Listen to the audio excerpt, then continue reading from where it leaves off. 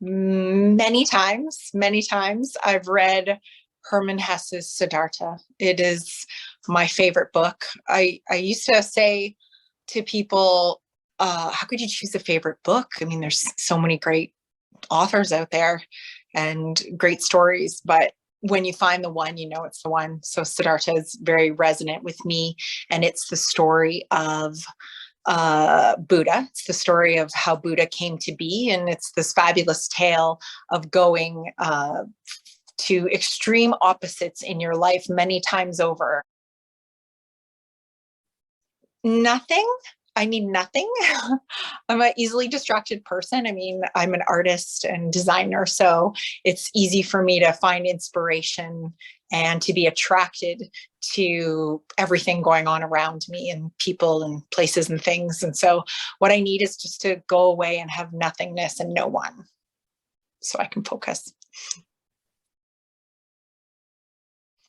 This is hard. I am a first-time writer, and I approached it as if I wanted to be that person, and then I realized that that was a mistake, because that's still looking at it from the outside, and you have to actually put yourself in the inside. So I have a Pinterest account, which is just about being an artist and saving interesting things. And the first thing I did when I opened this Pinterest account is you get this tagline where you have to, put something in about yourself. And I put show, don't tell. And so a writer that I know, he reminded me of those words before I started writing. And I just kept going back to it and was like, show, don't tell, show, don't tell. So it puts you really in the shoes of the character. And you are then demonstrating what it would be like to be that. It's a very different process than looking at it from the outside. And that is what good writing is, when you believe a character to that extent. And that is about that character acting and saying and doing and thinking, and the mannerisms as that whole entity of who they are. I would pick the boys at the dinner party. There's so little said about them, and yet there's a magic about them. And it's referenced in there that they are built to play a role. What is that role? That role is a construct of society, and we have that in our world. We have a lot of constructs of society, which is learned behavior and expected behavior. And I'm really fascinated by sociology and anthropology and the workings of humans and the human mind. When you have that expectation, there's a lot of stories about this, but we're in a modern world right now, and a lot of those expectations are starting to not exist anymore. So when you have that from recent times, where people are still carrying that energy, how is it really fitting into the modern world, and what is it making people do? I mean, we're seeing people having difficulty in society now. There's just a very different world with social media, and those expectations don't really have a place in a large part of the world now. So I think those are the characters that I would go with, really get into their minds and behavior. And what has helped me? What has hindered me? Well, hindered is myself. That's hindered me. You can, you can play with those voices in your head all day. You really have to put them aside, which is work, which is a lot of work. And finding your own voice, especially when there's many voices around you, that it kind of just plays on your demons, I guess you could say. Someone said to me, you don't have to write complex, you can write simplistic. And when I was writing simplistically, it felt awkward. I don't normally think that way. And I talk simplistically to my friends, the way we chat, but it's not how I conduct myself in business or many other official aspects of life. And so I felt different trying to write simplistically. And then I said, do I have to use the same 250 words that everyone uses all the time?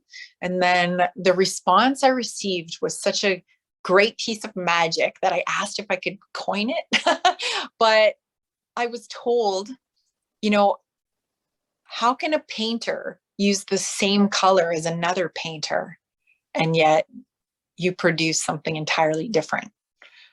And that really just opened my mind. And I looked at my words as they were coming out. I mean, there's a part of my story that flowed very naturally, but then there's other parts that were work. And I got critiqued, and I listened to the critiques because I wanted that process of learning. And in that, when I went back and saw the words, I really learned, simplicity is gold. And a lot of the writers that I do like have a simplicity about them. It's really not just the words you pick, it's the way that you put them together. And there's magic created. I mean, there's just, people love books because they're magic. They step you away from your everyday life and hopefully give you a piece of someplace that you've never been before. My partner is great. He's supportive and encouraging, but he's definitely a voice of reason for me. He will stop me and say, do you need to think about that? Do you want some time with that? Is that the best idea? It's a great balance that he has, and that I'm able to receive from that. So definitely great support. I think writing in general is a risk. So getting it out was a big deal for me. I found that I wanted to write. It was something that I've thought of before many times in my life, but it was a definite challenge for me. This was a very big challenge for me. So after I finally got that done, their critiques came in. So reviews have been rolling in, and I sent it to a couple people that I knew would be ruthless. And I received that criticism. And at first I was overwhelmed. So a person I sent it to, they have 25 published books. And so I knew that they would be somewhat harsh in a loving way. I really am in awe of this person. They're a very close friend of mine. And I was ready for the criticism, but the criticism was supportive, but in big. So I had to really just learn to, at first I was overwhelmed and I thought, I can't do this. This is like, I have to rewrite this, and what's that going to be? It's just going to be what it is. I'm going to leave it. And then I thought, no, you know what? I wrote so that I could learn. And so I took the criticism in a pile, and I read it all. I went through every item and I reflected it back into the story. And I learned in that process, I'm not a master of it. I can see how writing takes a lifetime and more to craft. But what I did understand is to see it from other people's point of view, to make sure that it's not just the story that I wanted to tell, but it was told in a way where, yes, people could relate, but also a variety of people could understand. So I realized that there was a poetic nature in some of the writing, and it's because I tend to shy away from fiction. Shy away is actually a really light way to say it. I prefer nonfiction any day, but I do enjoy poetry. So I realized when I went back with the criticism, and healthy criticism, I went back and I tried to be objective with myself, and I realized that, yeah, all the words were true. Like I embraced it, and even though it was difficult at first to apply the criticism into the edits, one of the things was, I'll just be descriptive for people who are writers or even just avid readers, is to watch the adverbs, which is the like differently, easily, intensely. And I thought, oh, well, it's so flourishing. Like, I'm not just, running, I'm happily running or whatever. And when you sit back and you pare back and you look at the words that you're crafting, you actually can see that those words are helpful sometimes, and sometimes they hinder the power in a sentence. And I was able to just pare back in some of the instances, and it became more concise. And in that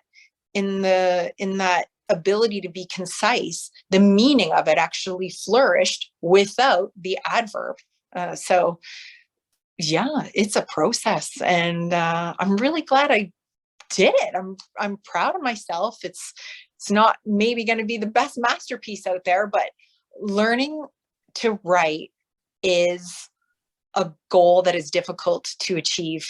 And I would say that the simplicity is actually much harder than complexity.